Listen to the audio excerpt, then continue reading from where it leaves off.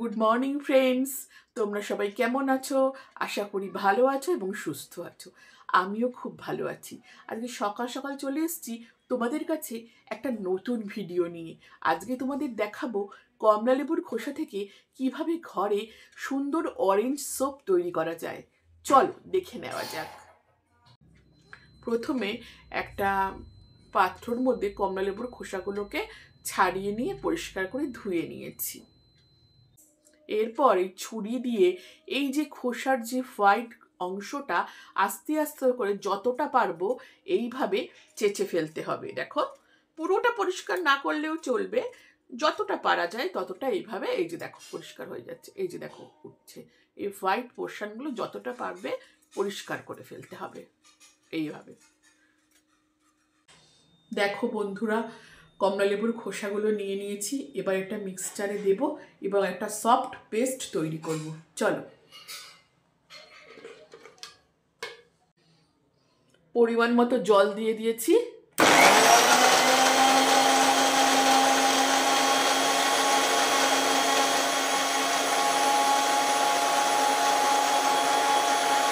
এই দেখো পেস্ট হয়ে গেছে। কি মিষ্টি একটা কালার এসেছে, দেখো কি সুন্দর কালার হয়েছে।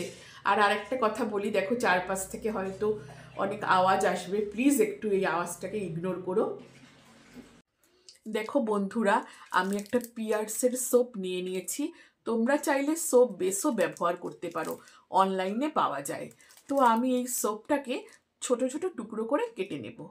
চলো।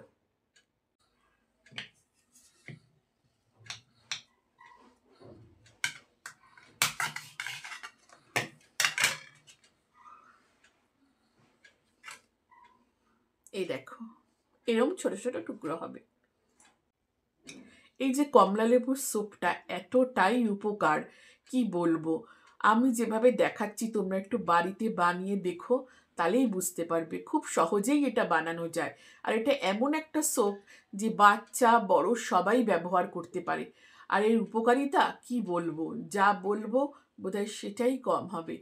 বহুদিন ধরে স্কিনে থাকে, অনেকের থাকে অনেক দাগ, তারপরে ট্যান পড়ে যায় স্কিনে, পিগমেন্টেশন হয়, সেগুলো ব্যবহার করতে করতে উঠে যায় সেই সব দাগ, এবং স্কিনটা খুব স্বচ্ছ হয় এবং স্কিনে রিঙ্কেল আসতে দেয় না।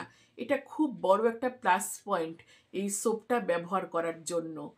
আর আমি এটা কখনোই বলবো না যে সাবান মাখলে 72 ঘন্টার মধ্যে সাদা ধপধপে ফর্সা হয়ে যাবে।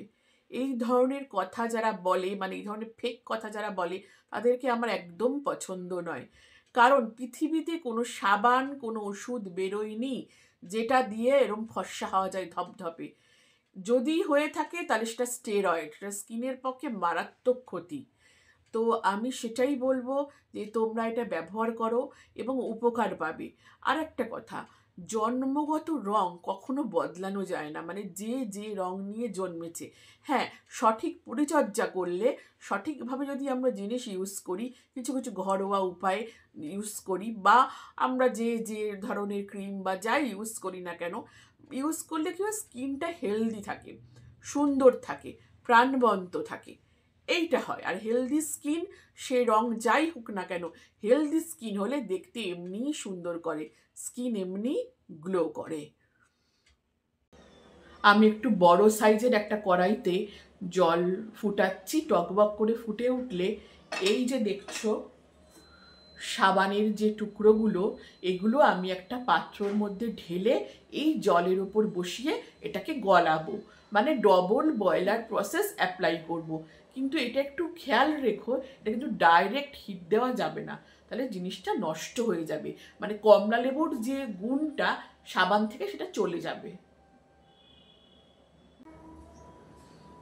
দেখুন বন্ধুরা, ডবল বয়লার প্রসেস অ্যাপ্লাই করে আমি সাবানটাকে কেমনভাবে গলিয়ে নিচ্ছি।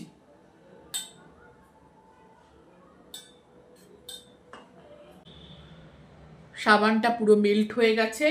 এবার এই কমলা লেবুর পেস্টটা এখানে দেখুন ঢেলে দিলাম। এবার ভালো করে মেশাতে হবে। দেখুন বন্ধুরা, কালারটা কি সুন্দর এসছে। এইবার এই স্টিলের বাটিটায় এটা আমি ঢেলে নেব।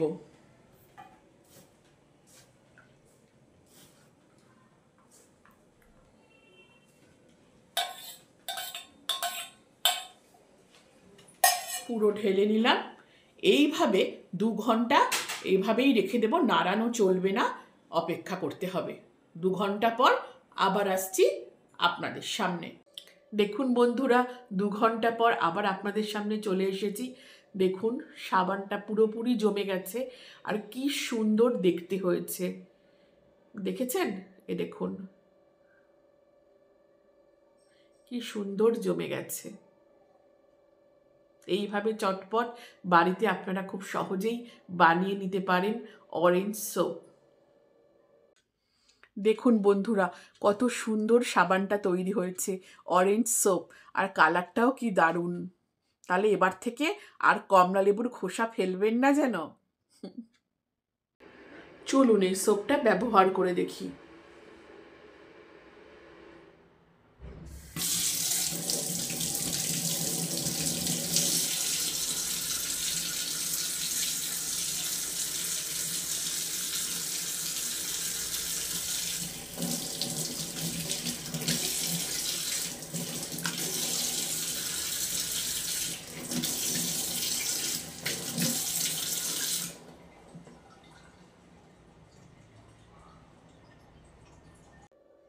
আজকের ভিডিওটা এখানেই শেষ করছি। ভিডিওটি ভালো লাগলে লাইক এবং সাবস্ক্রাইব করে দেবেন। আপনার করা একটা লাইক এবং সাবস্ক্রাইব আমাকে নেক্সট ভিডিও করতে মোটিভেট করে। তো আজকের জন্য টাটা, বাই বাই। আবার দেখা হবে পরের ভিডিও নিয়ে। সবাই খুব ভালো থাকুন, সুস্থ থাকুন, আনন্দে থাকুন। Love you all.